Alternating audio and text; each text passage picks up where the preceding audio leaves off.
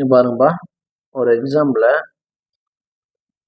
கரெக்டான எழுதுற கேள்விக்கு 4 மார்க்ப்பா. இதுல வந்து நெகட்டிவ் மார்க் இருக்கு. ஒரு கேள்வி தப்புனா 1 மார்க் மைனஸ் பண்றாங்கப்பா. அவர் மொத்தம் வந்து 60 கேள்வி எழுதுறாரு, அது 130 மார்க் வாங்குறாரு. அவன் என்ன கேட்கறான்னா, மொத்தம் கரெக்டான கேள்வி எத்தனை எழுதிக்கிறான்னு கேட்கறாங்கப்பா. அது நான் என்ன பண்றேன்னா, கரெக்டான எழுதுற கேள்வி எக்ஸ்ன்னு எடுத்துக்கிறேன்ப்பா. தப்பா எழுதுற கேள்வி 60 மைனஸ் எக்ஸ் ஏன் எடுக்கிறேன்னா, 60 கேள்வி மொத்தம் எழுதிக்கிறேன். அதுல கரெக்டான கேள்வி கழிச்சா தவறான கேள்வி வந்துட போகுது. இது எப்படி எழுதலாம் பார்த்தீங்கன்னா, 4 எக்ஸ் ஏன் 4 மதிப்பெண்பா கரெக்டாக எழுதுற கேள்விக்கு, அதனால 4 × எக்ஸ் எழுதுறேன். நெகட்டிவ் மார்க் 1 போயிடுமா, அப்போ 1 போயிடுச்சுன்னா அது எத்தனை கேள்வி வரும், 60 மைனஸ் எக்ஸ் தப்பாக எழுதுற கேள்விக்கு எழுதிட்டேன். மொத்தம் டோட்டல் மார்க் வரும்ப்பா 130. இப்போ சால்வ் பண்ணலாமா இதை? 4 எக்ஸு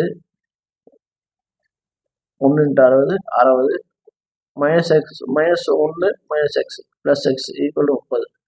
இப்போ அந்த 4 எக்ஸு ஒரு எக்ஸு 5 எக்ஸ் ஆகிடுமா. இந்த 60 என்ன பண்ணுறேன், அந்த பக்கம் கட்டு போகிறேன். அப்போ 130 மைனஸ் 60 அந்த பக்கம் 30 ப்ளஸ் 60 ஆகிடும். இப்போ 190 ஆகிடுச்சு. அப்போ 5x ஈக்குவல் 190. எக்ஸ் மதிப்பு நினைக்கிறதுக்கு எக்ஸை இந்த பக்கம் வச்சுக்கிறேன், 5 கீழே எடுத்து போகிறேன். அப்போ அடித்தா என்ன வரும், 1 5 5 3 5 5 மீதி 4 5 8 5 40. அப்போ 38. அப்போ கரெக்டாக எழுதுற கேள்வி 38 கேள்வி எழுதிக்கிறேன்.